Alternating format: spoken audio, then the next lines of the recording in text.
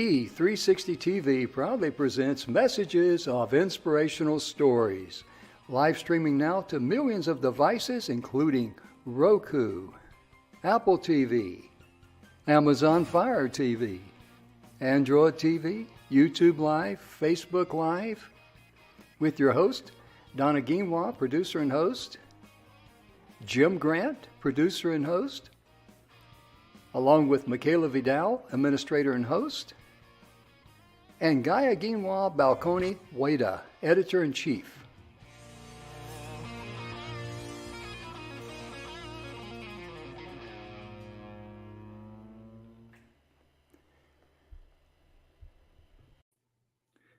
Hello, ladies and gentlemen, and welcome to the show. The Messages of Inspirational Stories is proud to be brought to you today by the Pathway to the 6-minute webinar that we're so fond of here. And they have a program called Pivot to Cash, and we're so glad to be a part of that. And today, Mr. Emerson Brantley, our Director of Marketing, is going to be joining us again. He was on the show yesterday. Donna is still having buku trouble with her internet there. And I kind of feel sorry for the guy going in to fix it, because Donna's supposed to have, all this huge, megabytes, and she's got no bytes. So she may be watching this on her cell phone or something. If so, Donna, we're thinking of you. And we're really looking forward to next week, because we're going to get into the lost art of storytelling. It's going to be a tremendous show. I asked Emerson to kick that show off with me on Monday, or him and Donna may kick it off. We don't know yet. We haven't decided that yet. Emerson will be here, but I'm telling you, you're in for a treat. Not because of me being here or Donna, because Emerson's going to be here. He's going to share some great information about the lost art of storytelling. And speaking of Emerson, he's backstage here. Let me just click on him and open the door and let him in. Emerson, how you doing, sir? Hello. I was talking about you, how you're going to be doing that show on Monday with as we kick off the week, the lost art of storytelling. And I'd like for you to just share a little bit about what's coming up next week. Well, everything in our life is a story. In fact, it's been said, life is a story, and when the story ends, that's it. And, one of the things that a lot of people have a challenge with is telling a good story. Oh, yeah. We have to, when we're telling a story, there's so many aspects to the story that matter to us. But what we have to do when we're telling a story is recognize that the person hearing the story doesn't have all of that frame of reference. So the biggest part of telling a story is being able to kind of distill it down to the parts that are really important. And in the work that I've done over the several years that I've been in marketing, I have had to learn an awful lot about being able to tell a story so that you get the points across that you're wanting to get across, and people don't get lost in the process. And any story ultimately has a point. So in marketing, the point is, bringing people to a decision or bringing people to a conclusion. But in any kind of a story, you have a conclusion to it. And if the people that you're telling the story to don't get that, then the story itself really doesn't, serve its purpose. Stories have a purpose. And that's something that we don't think about. It's stories always have a purpose. And part of that purpose might just be getting people to share in that moment, or share in that experience, or share in that the joy, or share in the pain. But stories have a purpose. They're not just fun things. Oh, yeah. And it's been like that since the beginning of time, stories, because before time. Yeah. Prior to Gutenberg inventing the press and all that and getting the printed word, people taught. That's how Jesus taught when he was on planet Earth here. He taught by using parables. so people could relate to stuff. Have that parable has the stickability to it.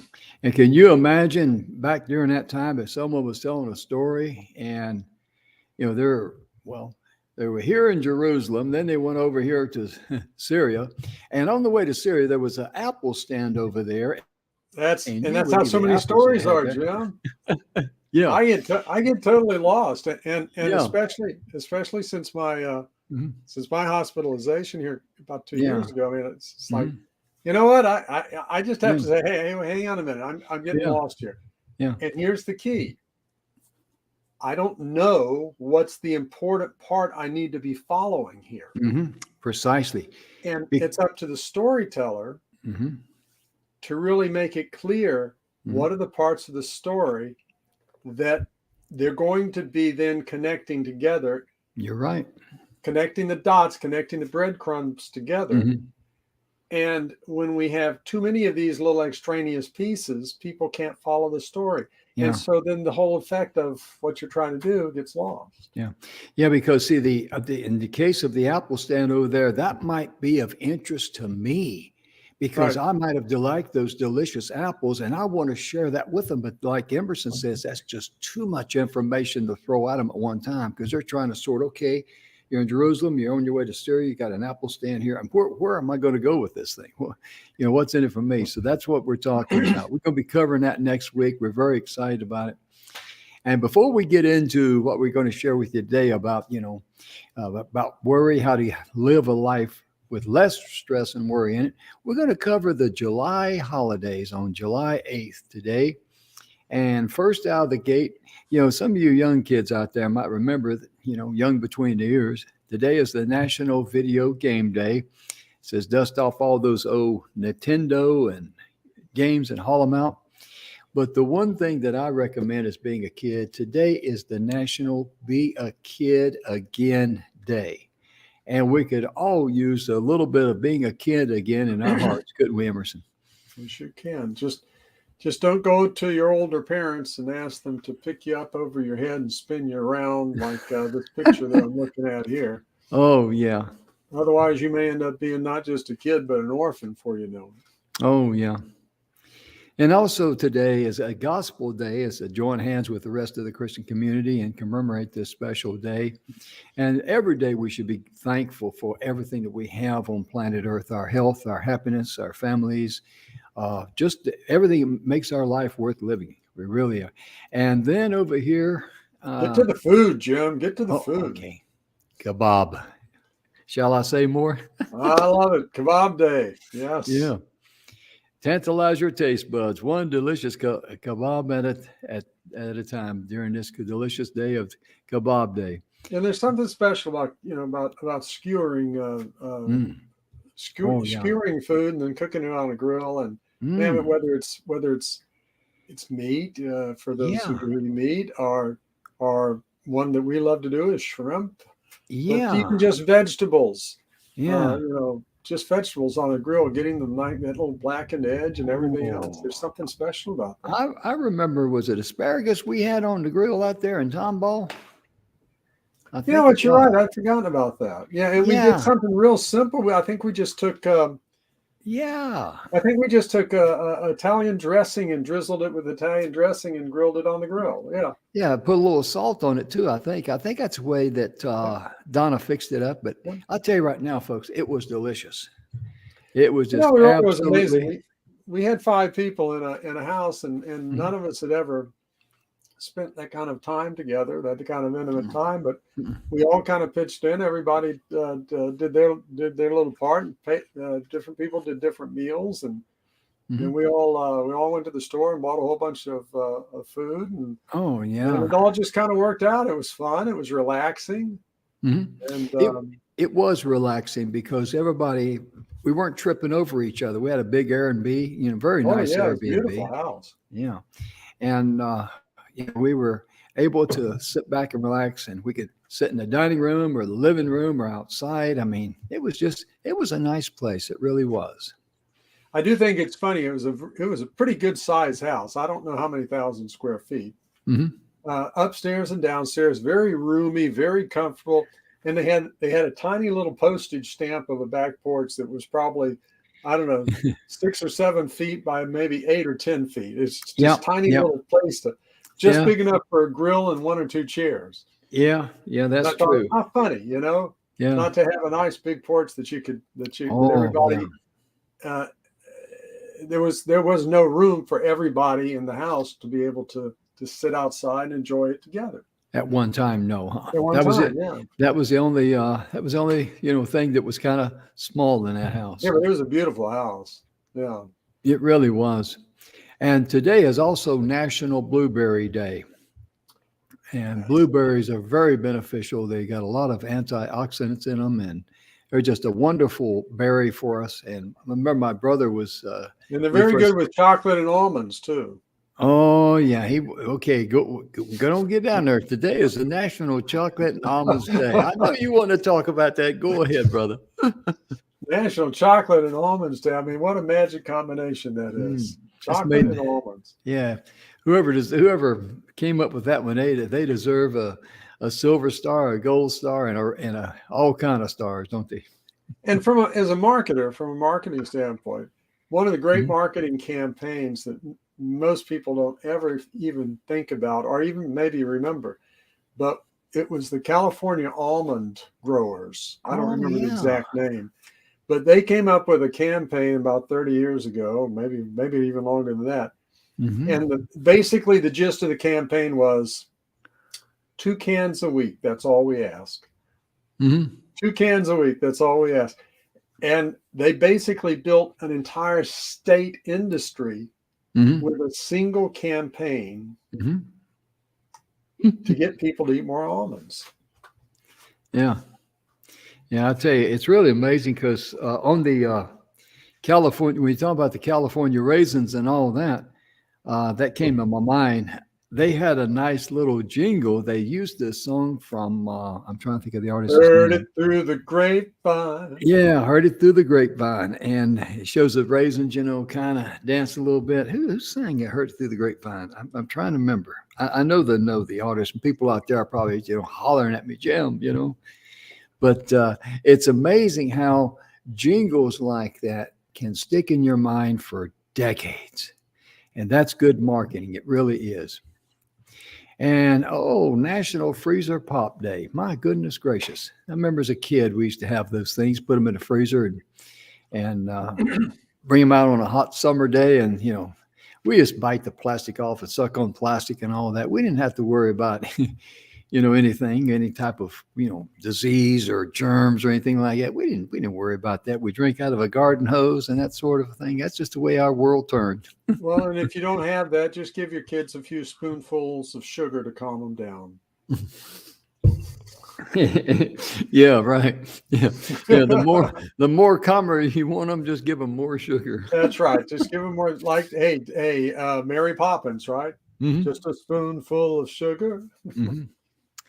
Today is also National Love Your Skin Day, and that's very important, to be able to take care of our epidermis, and because the skin is the largest organ we have, and it's important to take care of our skin, and that's one of the keystones of good health right there. It really is. Well, there's one more here, Jim, on this list that you sent over, and this National Scud Day.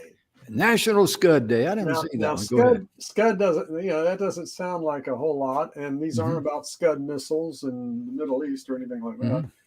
But it's the National Savor the Comic and Unplug the Drama Day. And that plays right into what we're going to be talking about today. Doesn't it? Oh, yeah. It sure does. It's finding the humor. It's finding the humor. And sometimes we have to work at it, but finding that humor and finding the levity that we need in order to make it through some difficult times. Yes. There's been a lot of stories down through the history about how laughter can break the ice of a tense moment. And I don't remember the exact details of the story. What pops in my mind is Napoleon. He was wrestling with something, and he was really kind of uptight, and he was getting ready to take a bath, and he slipped and fell in the tub, and he started laughing. And that broke the ice for him to be able to see a clearer picture, because sometimes we get so wound up in what we're thinking. Sometimes we just need a good laugh to kind of break everything loose in our minds, shake us up, wake us up, and so we can see a bigger picture. We just get Well, so. I had a unique relationship with my mother-in-law. I've had Mhm. two of the greatest mother-in-laws in the world, but Mhm. Lil died in earlier this year, Mm. and excuse me. One of the Mhm. things, you're always your parents' Oh child, yeah. Mhm. right? And there's a relationship thing that's there that no matter how far along you go, that's always a factor in it. But when you marry in midlife, when you marry into a family, you come into it as an adult, if you will, and, Mhm. and there's a difference in that relationship that can never be. It's never quite the same Mhm. as the relationship with the children. So I had a relationship with my mother-in-law that my wife, God love her, that I could say things to Lil that if Ann said it, she'd have bit her head off. And like, you're just being high maintenance, lady, and things like that. But she used to every so often, she would say, I always appreciate about you. You always find the humor. You always find the levity. You always find the way to diffuse the tension. And Mhm. that's what we're talking about, Jim, is finding those places. It doesn't mean it all goes away. It doesn't mean you're not taking life seriously. It Mhm. doesn't mean any of that stuff. It just means that you're able to step back from it, find a chuckle in it, and lighten the mood a little bit. And in most cases, in my experience, it helps you to really see through Mhm. more clearly. Mhm.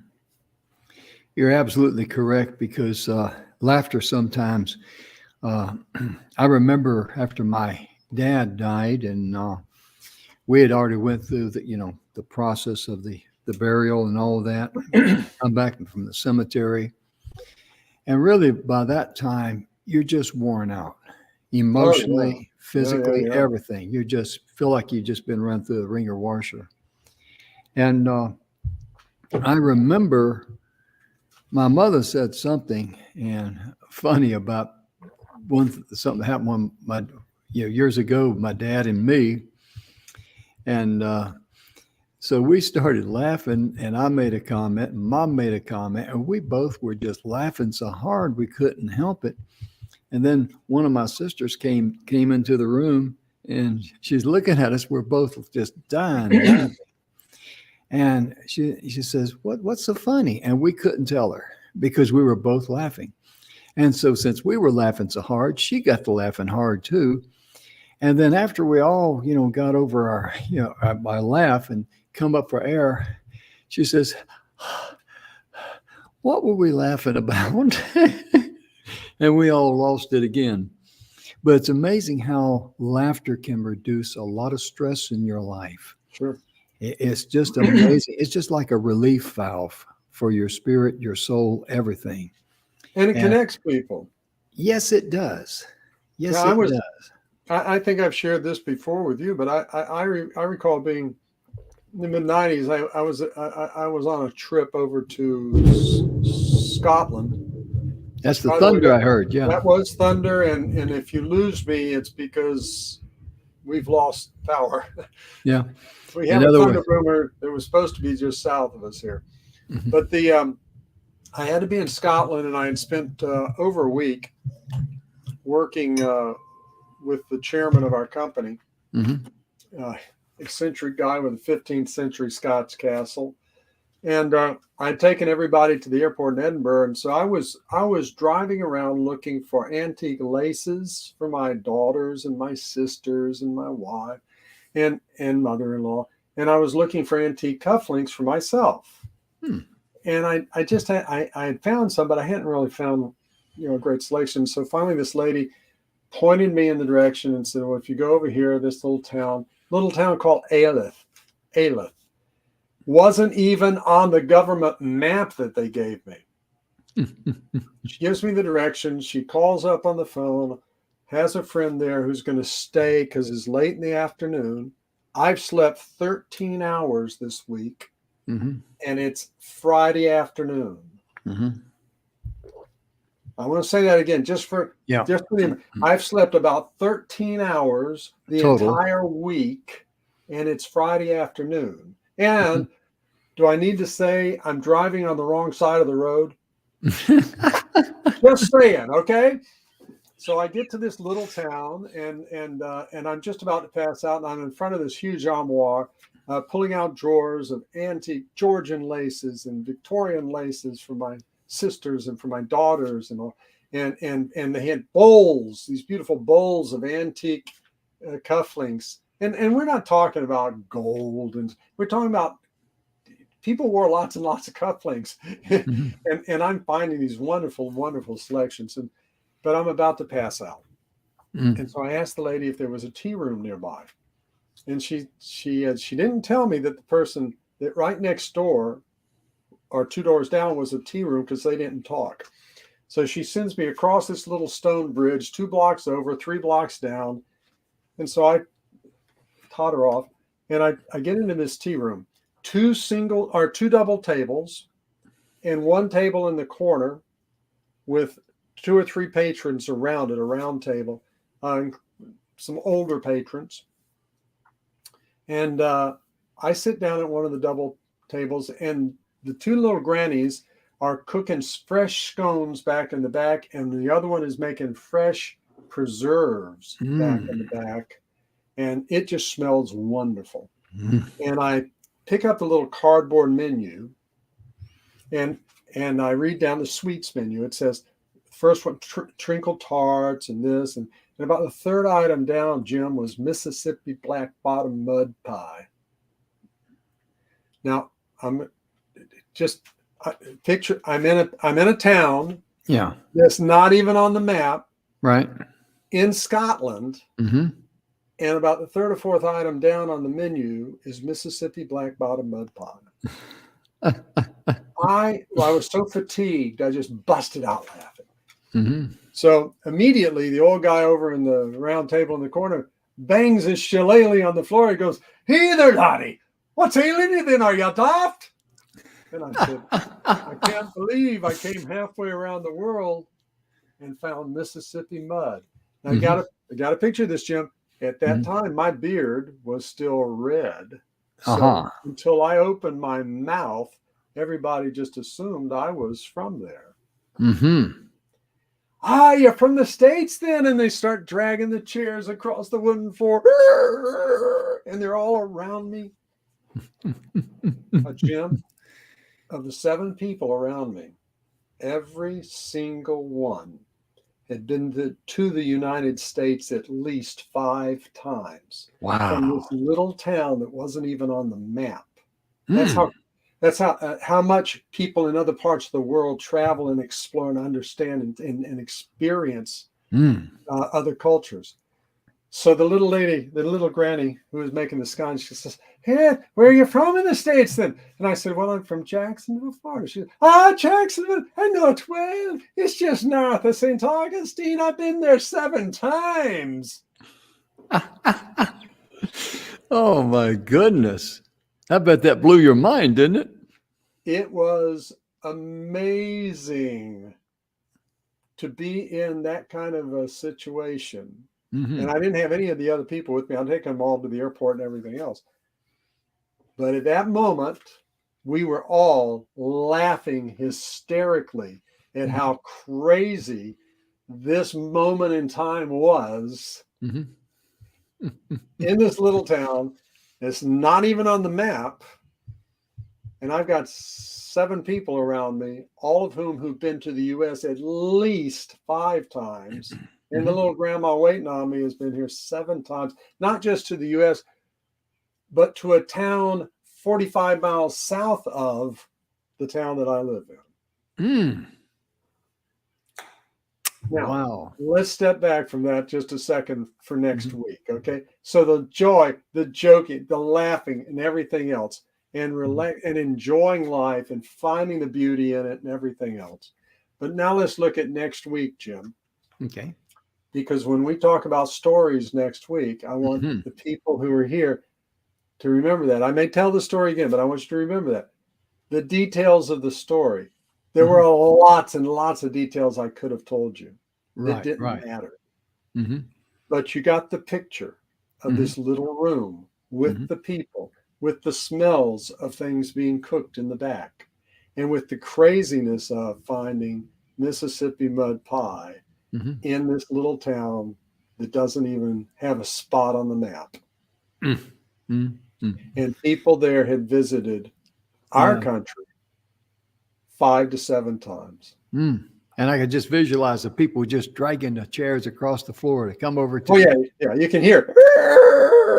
Oh yeah. Oh yeah. And the old man with his shillelagh, his walking stick, banging it on that wooden floor. Yeah. And what's the matter with you, Sonny? Hey there, laddie. Yeah. What ails you then? Are you daft? Oh my goodness gracious. That's So we're going really to have some fun amazing. next week with some stories Oh yeah, we certainly and will. telling stories. Yes. The You know, importance of there's a telling term that stories. I love, Jim, by the way. There's a Okay. term that I love is raconteur. Being a Okay. raconteur. It's somebody Okay.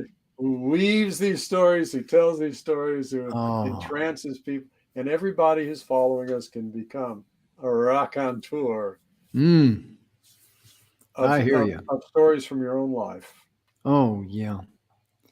And one of the things that they encourage people to do when you look at, one of the things a person can do, and Emerson, I think we talked about this or briefly mentioned it, and that is pray. When you're going through some tough times, Oh, yeah. ask for, eternal help. I mean, ask for a higher source to help you. And you mentioned something about prayer and stuff. I'm trying to remember exactly how you said it. You recall? Oh, well, yeah. Many years ago, I was a children's pastor for almost Oh, 5 years. okay. And I well remember um, we would let the kids come up and have prayer and things like that. Hmm. And this little boy who was about 5 or 6 years old, he came up to me. He said, "Mr. Brantley," he said, "I want to pray for my mama." I said, "Well, tell me about it." He says, "I just don't understand, Mr. Brantley." He said, "My mama worries all the time. She just is always worried about something. And I don't understand. If you pray, you don't need to worry. And if you don't pray, worrying ain't going to do any good anyway." And I Isn't went, that? And boy, out of the mouth of babes, right? yeah, how was this little fella? I'm Oh, couldn't curious. have been more than 5. Oh my goodness, great. Could have been more Isn't than it? 5 years old, maybe 6. It's Yeah. if you pray, you don't need to worry, and if you don't pray, worrying ain't going to do any good anyway. Yeah. Isn't it amazing how, so much knowledge can come out of a young kid, a little mouth like that? Yeah, Holy smokes. And as we mentioned yesterday, one of the things he mentioned this, Emerson did in the Serenity Prayer, is that don't worry about things that you cannot right, control. That is so critical because it won't do you any good because you right. can't control those things anyway. But what you do, you adjust yourself to where you will not let whatever it is that you cannot control rule your life, ruin your life, and most importantly, let it wear you down and rob you of the joy and jubilee that you can have by simply adjusting your attitude and Yep. adjusting your outlook and say, I can't control that, but I'm not going to let it control me. That's critical, isn't it, Emerson? It is. And it's important to recognize there is only one thing in the universe Mm-hmm. that I can control, and that's me. Mm-hmm. My feelings, my emotions, my thoughts, everything, that's the only things that I have any control over. I don't Mm-hmm. have any control over how somebody else is going to act or react, the Mm-hmm. things they're going to do or not do. If they're going to be doing things that I like or don't like, or treating me nice or not treating me, I have no control over any of that. But what I do have control over is right here. How do I Absolutely. let myself respond? How do I own my response? And part of it is eliminating the idea of blame. Mm-hmm. You made me feel this way. Nobody can make you feel any way. Mm-hmm. I know that's a foreign concept for some of the people, but nobody can make you feel anything that you're not feeling unless you give that power to them. It's an empowerment thing to recognize that I own my emotions. I own my thoughts. I own my feelings. When somebody cuts me off in traffic, I have a choice to let it ruin my day, or I have a choice to let it go. They're not going to remember me. Mm-hmm. So why should I be giving them free rental space in my brain Yes. for being a jerk? You know, they're being a Yeah. jerk. They're being a jerk. I'm not going to change the fact that they're a jerk. Mm-hmm. And by the way, if you think you are, it's best to pull off the road right then and there. you know, because gunning that engine and showing them who's going to cut off who is, that's a recipe for disaster. Oh, yeah. It really is. It really is. And one of the things, too, ladies and gentlemen, is that if worry or stress, if you're experiencing that, recognize that that is a signal to you to get into action and do something. For the things that you cannot control, let it go. Don't let it ruin your life or rule your life, as we said earlier. But once you've figured out what you can do, so some of the things that is causing you worry or stress, it's time to take action. Now, things may not change overnight, and I understand that, but however, it's great satisfaction to know that every day in every little way, you're getting a little bit better and Better and better better. and better. There's always light at the end of the tunnel. And that is something that gives all of us hope, isn't it? It is. And there's no perfection. Perfection is paralysis. There's no perfection. There's no, Amen. or as I say sometimes, there's no 100%. So you have the ability to have continuous improvement. It never stops. It never ends. It never gets as absolutely as good as it can be. And there's no point going forward in your life because it's never going to get any better. It always can get better. It always can improve. Every day in every way, it gets better and better. And there is no 100%. There's no Mount Everest peak in life that nobody can surpass. You can always surpass it. And I share this in marketing. And a lot of this I learned because of being in marketing for the years that I have been. In marketing, in well over 10,000 marketing campaigns with companies from little solopreneurs and mom and pops all the way up to Fortune 100 corporations and multinationals. There has never been a campaign, a marketing program that I haven't been able to beat. Never, ever, ever, ever, ever, ever, ever. And well, there was one, but I wrote that one, so I won't count it. But when I look at it, it's the understanding that there's always continuous improvement. We are able to continuously improve. There is no 100%, at least not on this earthly plane, Jim. Okay? Not at all. There is no perfection. There is no as good as it can be. So we have the ability to continuously be improving. What a great gift that is. That we have the ability to, no matter where we're at in our life, to know that we can be improving. We can be improving. We can be improving. We can be improving. And we've never reached our limits. And what's wonderful and rewarding is when you meet people in their 90s or hundreds and have conversations with them. And these people have realized this in their life. There was a gentleman at the gym that I work out at, and he actually passed away earlier this year. He was 101, I think, and it was all he could do to basically walk in. His daughter brought him. He would basically walk in. He was all stooped over. He'd get on the recombinant bike, and he'd very slowly be moving. Mm-hmm. And I used to tell him it was such an inspiration to me Mm-hmm. to see him, because you know what? That's what he was able to do. But Yes. what he was able to do was still continuously improving everything for him. Mm-hmm. You know? Mm-hmm. So we have to be willing to accept that there is no perfection. Perfection is paralysis. And the flip side of that is we get continuous improvement if we are continuously pursuing it. Yeah. I like what you say there about perfectionist paralysis, because in my own personal experience, me being a perfectionist, wanting things a certain way, that would make me procrastinate sometimes. I don't do it anymore, but that would make me procrastinate in the past of doing something and not being able to send it forward because it wasn't perfect.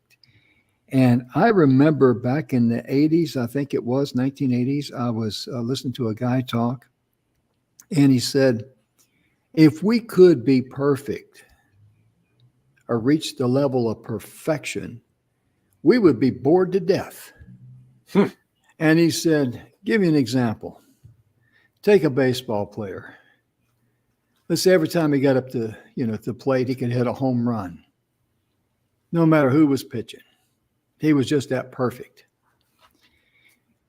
How boring would that be? And he says, initially, people might say, you got to be kidding me. But he says, nope. He says, that would be a very boring life, because there'd be nothing more for him to achieve in the world of baseball. Because when you knock it out of the park, that's it. And if you do that every single time, you would find that player would find baseball to become boring. And that may not be a good analogy, but it just really opened my eyes, made an impression on me back in the 1980s when he said that. Well, it's interesting because you pointed out that today is National Video Game Day. Yeah. Mm-hmm. And this ties directly into that. When video games, I was a real early adapter, as you know, on the internet and building websites and things going way back into the beginning of the 90s. Mm-hmm. Well, a lot of the video games used to come on a floppy. Right. And you could go on to bulletin boards back then, and you could find the cheat codes for these games. And so who can resist being able to get the cheat code to be able to get up to the next level, the next level, the next level, right? But you know what that did, the end result of it was, to your point, the end result of it was there was no challenge or fun in the game. Yeah. First of all, if I'm struggling with the game, I know there's just this cheat code that I can get. And that feels ridiculous. Why not just get the cheat code and do it? But if you have the cheat code, then all you have to do is plug that in, and now you can just click, and you're going up to the next level, the next level, the next level. And so it basically ruined it in a lot of ways. Yeah. For being able to, I'm not sorry. I mean, I know people are absolutely addicted to video games, but it basically ruined it for me for video games, because it was a catch-22. It was easy enough to beat the game with the code, and there was no challenge to the game, because if you get frustrated enough, you say, well, I have a code. Why am I going through all this? Yeah. So, yeah. That's a great analogy. And I mean, I'm glad you shared that, because it just fits right in perfectly with what I said there and what the guy was talking about, because perfection would be, if we were perfect, life would be boring. I mean, look at your animals. Your animals are not perfect, and some of the nutball things that they'll do, sometimes it aggravates you, and other times it tickles you to death. But all in all, I mean, you just love them. Same with your kids, you know. I mean, there's sometimes I know when I was growing up, I can't say this about my son, but I can say this about me as a son. I know that times when I was growing up, the way let's just say that I was a kid in the 50s and an overly intelligent teenager in the 60s. Right, Jim. Yeah. And, it's just, at the time, it seemed my dad used to ask me about certain things. He'd say, son, explain to me exactly when did that seem like a good idea to Oh, I you? love that. I love that. Yeah. Yeah. Now I Definitely. know you never heard anything like that, Emerson. I know that, because, Oh, I did get called yeah, hard hat a few times. yeah, So I tell you, yeah, yeah, yeah. But, through it all, even though I aggravated my father, even though I challenged him sometimes through my ignorance and sometimes youth, oh yeah, I did a lot. I'll be honest. more than once. I But know I did mine. above all things, he loved me, and including my imperfections, my shortcomings, and let's be honest, the stupidity of a teenager. There's no, or the hard headedness, or the youth, inexperience, whatever you want to call it. But I always remember he my did. dad. My dad used to say, "Son, always try to do the right thing." Yeah, yeah, He said, yeah. "Do it as right as you can, Hmm. and do it just because it's right." There you go. And those There you those go. three guiding principles Hmm. have always been there for me, and it's true because we don't always do things successfully, Mm-mm. but if our focus is to always be trying to do the right thing, Hmm. and then secondarily our focus is to do it as right as I can. Hmm. There's no judgment in that. Right, There's no right. judgment in that at all. I'm Hmm. doing it as right as I can. Hmm. And then if our purpose in it isn't necessarily always about our own gain, but it's just to do it because it's the right thing. Hmm. I mean, those are three powerful principles. Hmm. It really is. One of the things too that I wanted to point out was that in dealing with stress, experts agree that it's a good idea to write it down. Journaling is a great way to put your thoughts on the paper and objectively look at the situation from the outside. And after you read your thoughts back to yourself, the problem may become smaller and the solutions may become a lot clearer.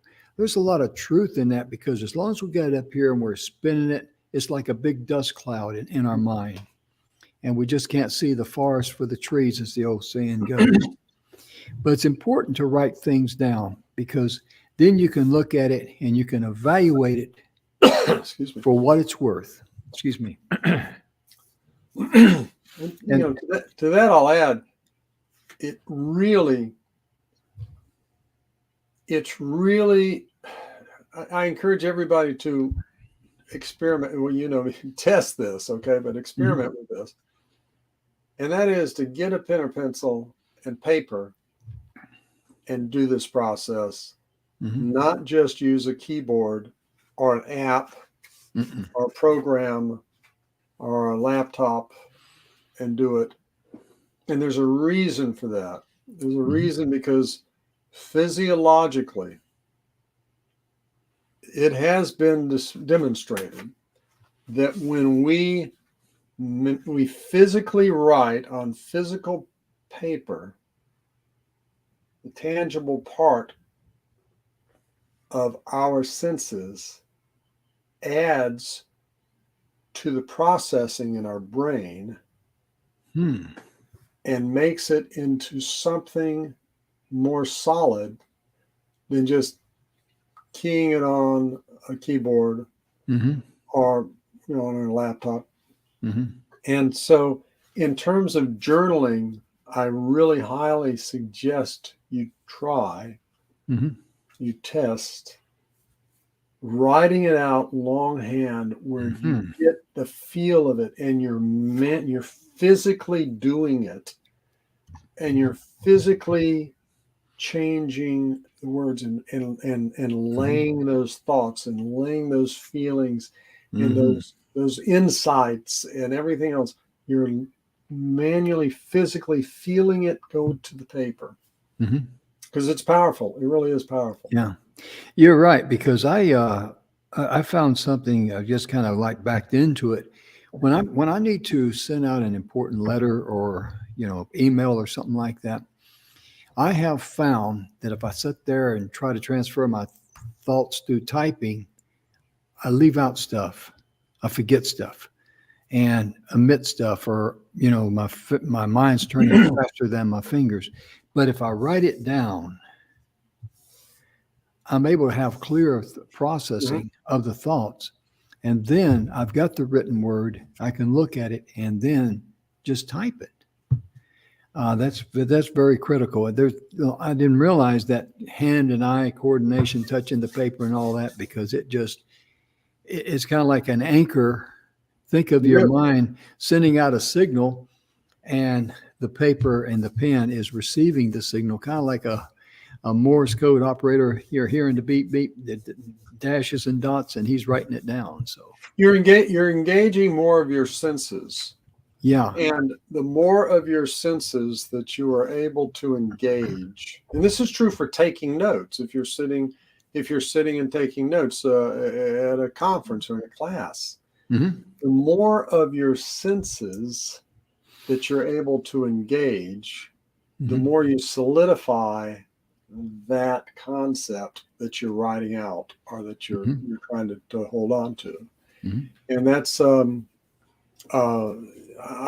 there's scads and scads of studies that have shown this in terms of recognizing that the entire process, the process of memory and of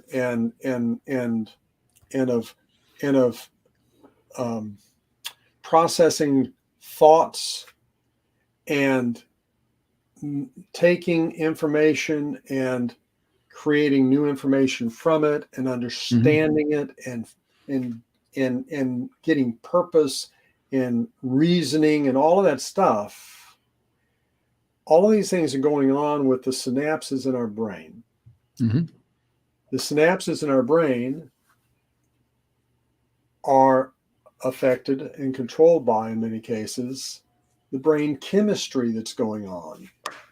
Our brain chemistry is affected genetically by everything that we take into our body, our food, our environment, the things we see, the things we hear.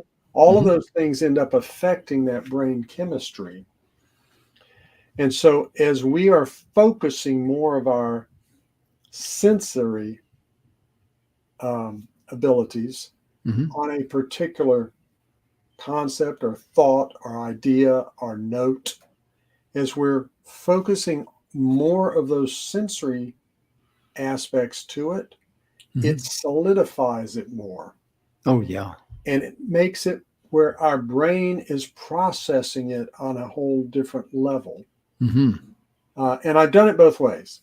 I mean, I can sit and type quite a few hundred words a minute. I can sit and type on a laptop and take notes that way, which I've done before. But there is something about writing it out that adds that physical, tangible part to it. So I really, really encourage everybody just try it. Just try it. Try it. Try it. Try journaling for 30 days, writing it out, and difference, and let your thoughts go with it. Let your feelings go with it. You can use it to roast marshmallows at the end if you want to. It's yours, but it's the processing that matters in that. And don't be afraid when you don't have anything or your mind's just all over the place, just to write. Just write. Just let it go. Just let the writing, and you know what? I've shared this before. You know, my wife is an artist.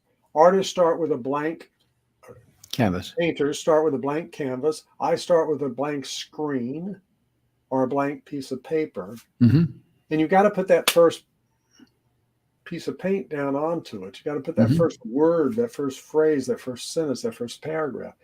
So just in the doing of the doing of the doing of the doing, what happens is all of a sudden the process starts working for you and with you. Yeah.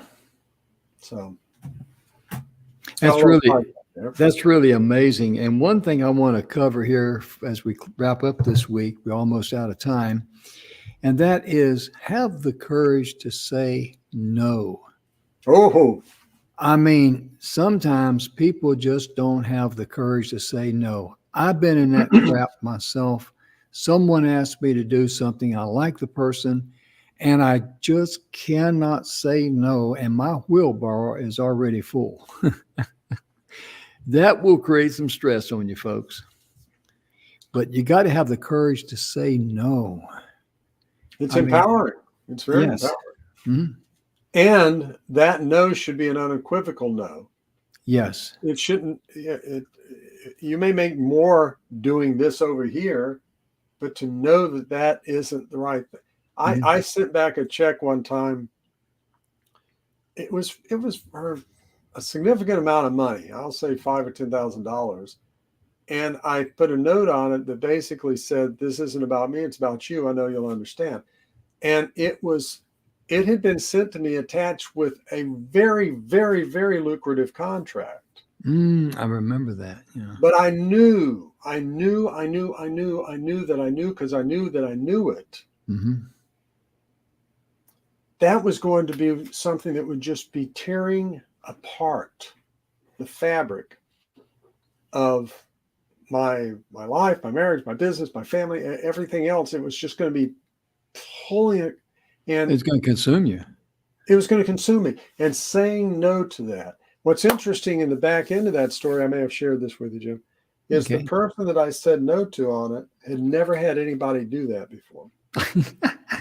They're very, very well known. If I said their name, many in the audience would know. They had never had anybody do that before. And you know what?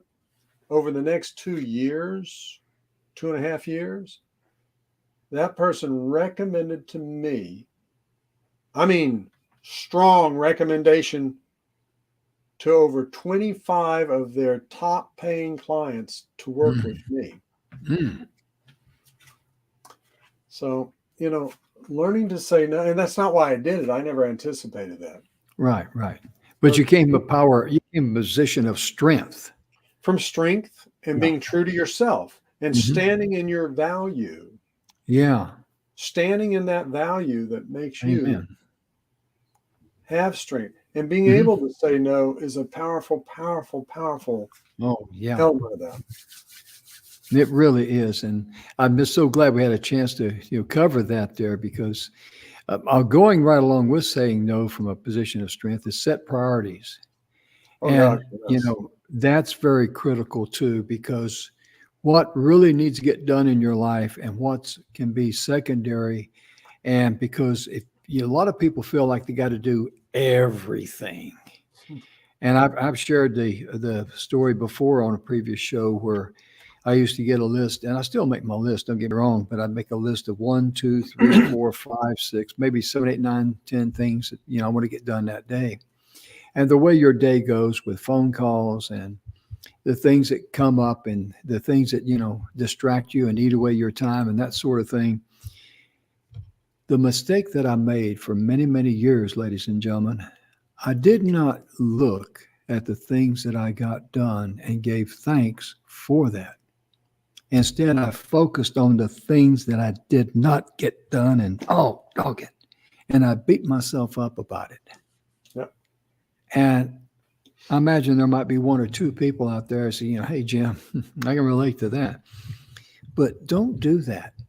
Give thanks for the things that you're able to get done. And rest assured, No one's going to come in tonight, break in your place, and steal those things and get them done for you. They'll be there for you tomorrow. And on a sidebar to that, it's all well and good to make lists. Mm-hmm. The reality is that unless you're a really exceptional person, Mm-hmm. you can't focus on more than 2, maybe 3 things. Mm-hmm. Don't make a list of 20 things to try to get done and overwhelm yourself with it, and then have all of these things that didn't happen the way that you thought they should. Get the one thing that matters. Mm-hmm. What's That's the right. one thing? And then maybe a second thing or a third, but let it go at that. You can have this extensive list of things you want to get to, but when you start in on it today, have the one thing. Yeah. You get that done, you had a good day. Yeah. And if you have 2 or maybe 3, pat yourself on the back. Amen. Because that's about the most. Mm-hmm. And I learned this years and years ago in the corporate world, is that when you try to give your managers, and I'm speaking to business owners here as well, obviously, when you try to give your managers this whole ration of job, all of the job descriptions that you see are paragraph after paragraph. It's like nobody can do all of this stuff effectively. Mm-mm. Recognize you can't do 20 different things. Mm-hmm. What's the one thing? The one thing. You get that done. What's the next one thing? Mm-hmm. And then what's the next one thing? And you can have all sorts of goals over here that you want to reach and things you want to accomplish. But in terms of the time, effort, focus, and energy, you and I and everybody else only has the same number of minutes in every single day. There you go. There you go. We don't need to beat ourselves up because we didn't get 20 things done that we never were going to get done anyway. And if we did get them done, they wouldn't be done to the satisfaction because we were too diffused in all of our focus. I want to mention Bill Heinrich's a good friend of ours, his website there, True Life Purpose Now. This is his book, the 7 Levels of Truth. And in the back of it, Dr. Olga Belova makes a very nice comment. She says, the 7 Levels of Truth is your action guide on what to focus on and what to let go so that your life is tangibly infused with abundance and meaning. And that is so true because many times we get caught up in the process of living rather than the content of a good quality life. And ladies and gentlemen, we're out of time. We hope you've enjoyed the show this week. And we'll be back next week. We're going to be talking about the art of storytelling. And that's going to be a fun week. I promise you that. Be sure and share it with others. And be sure and follow us on our Facebook page, Messages of Inspirational Stories, TV show on Facebook. And also on the YouTube channel, we're also known as Messages of Inspirational Stories TV show. On behalf of Mr. Emerson Brantley, thank you so much for joining us today and as well as yesterday. And I'm Jim Grant. And on behalf of Donna, she'll be with us again next week with her internet problem solved. And Charlene and just everybody behind here. We're just so thankful you tuned in today. Thank you so much. Have a blessed weekend or have a blessed day, morning, noon, or night, whenever you see the replay of the video. We'll see you next time. Bye-bye. Take care, everybody.